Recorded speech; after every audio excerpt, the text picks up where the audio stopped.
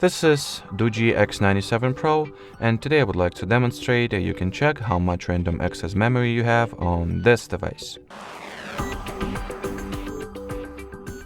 So the first method is an easiest one. You gotta simply make sure that you have at least one app enabled or active in the background.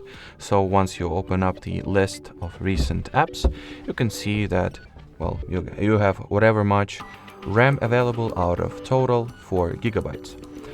There is also less apparent and more complicated way is, in order to execute it, you will need to launch settings, then enter the about phone category and continuously tap at the build number until you will receive "you are now a developer" option, or message, excuse me.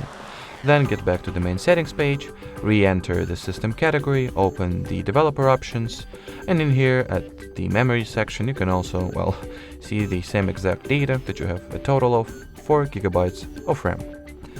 Alrighty, so that will be it for this video. Thanks for watching and bye bye.